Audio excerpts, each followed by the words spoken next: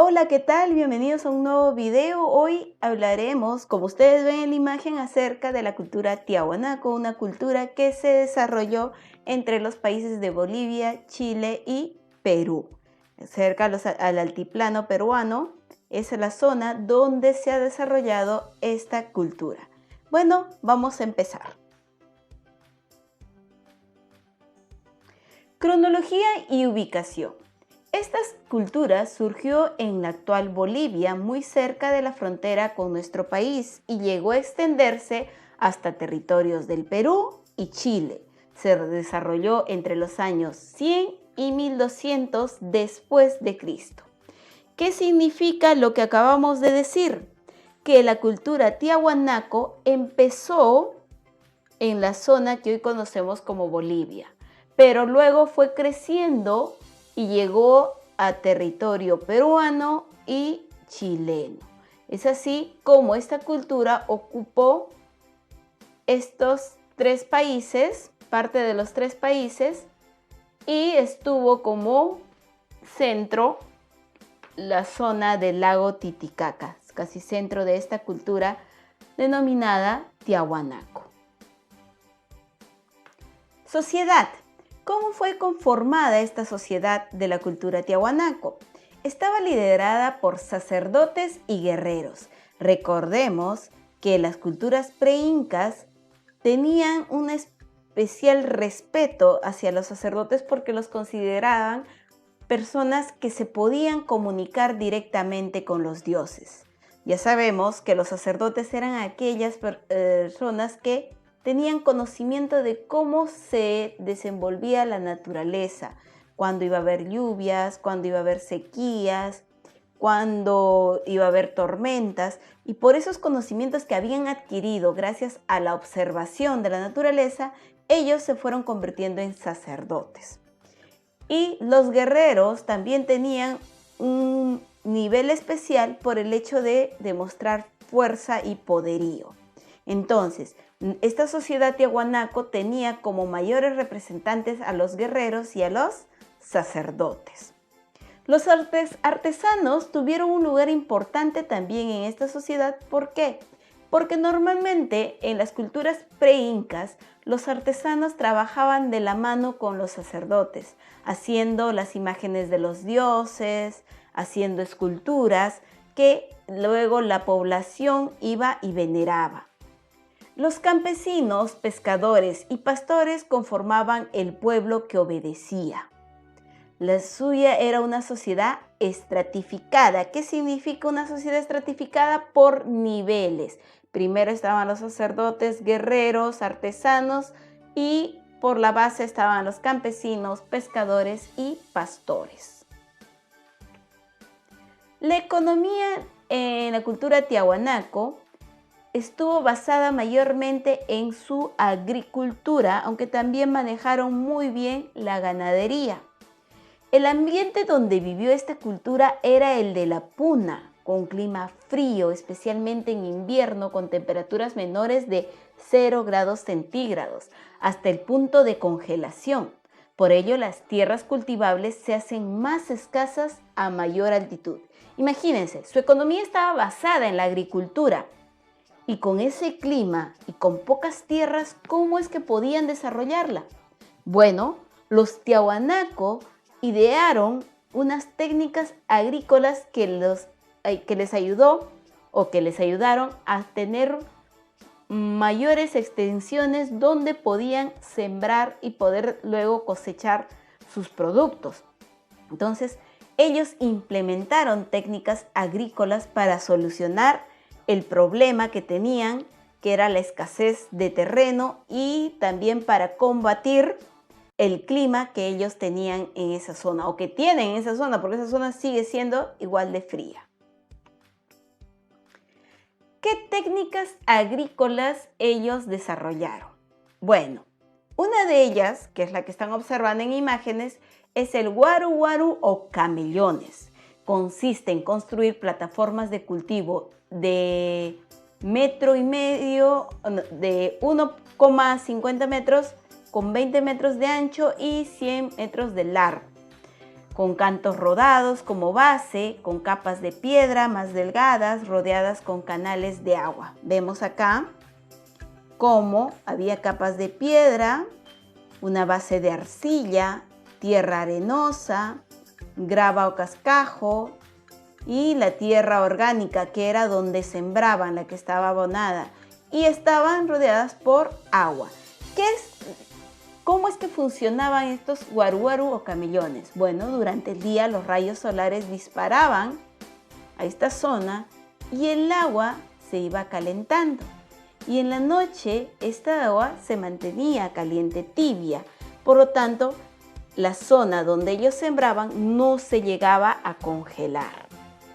Por eso acá dice, durante el día, por acción de los rayos solares, las aguas se entibiaban, creando un microclima que podían contrarrestar el frío de la puna en la noche. Vemos ahí los camellones. Aquí están las formas, que eran como pequeñas extensiones de tierra rodeadas por agua, que era donde ellos sembraban. Y el agua era el encargado de mantener el microclima. Acá vemos una foto, cómo es que desarrollaron los camellones la cultura tiahuanaco, y que hasta hoy en día esta técnica agrícola se sigue manejando. Otra técnica agrícola fueron los andenes, que eran las terrazas de piedra que servían para cultivar en los cerros.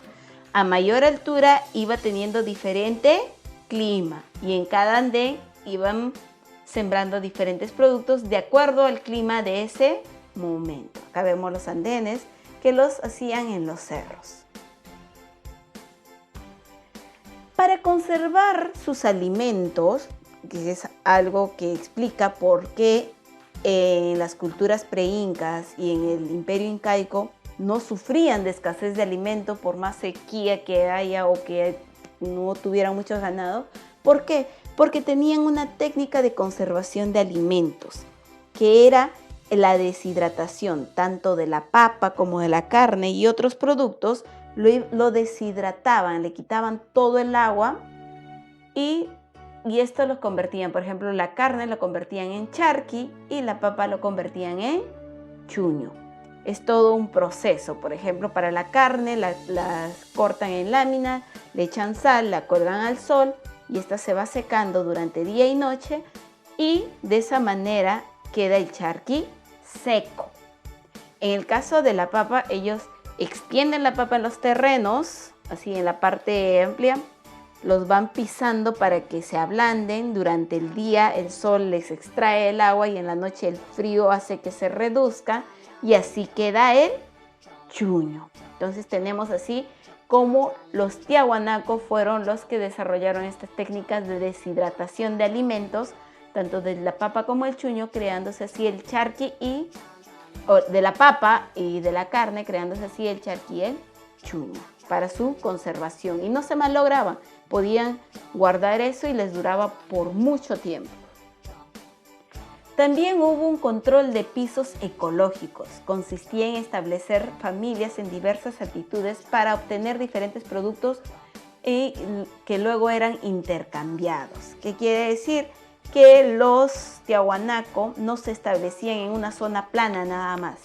No, ellos se iban estableciendo en diferentes lugares de los cerros, también para que cada grupo de familia cultivaran diferentes tipos de alimentos y luego los intercambiaban, hacían el trueque.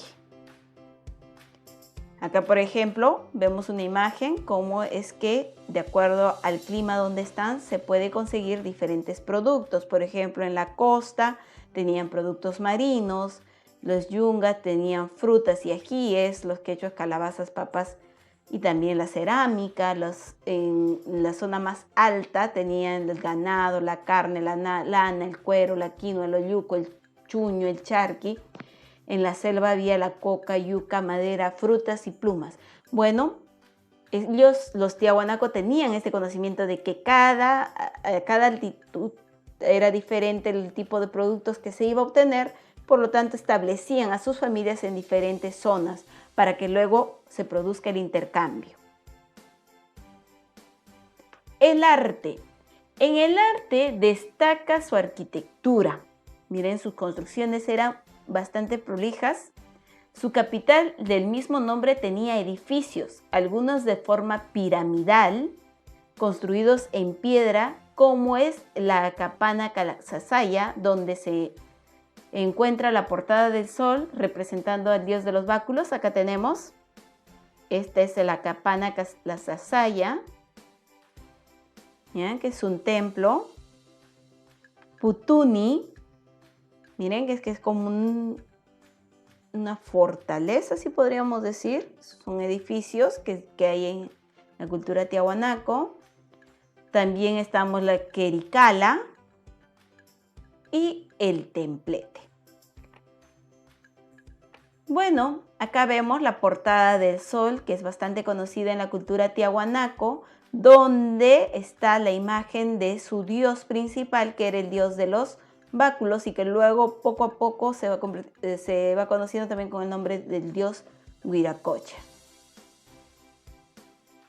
En las construcciones anteriores que hemos mencionado, se han encontrado esculturas como es el monolito de Bennett.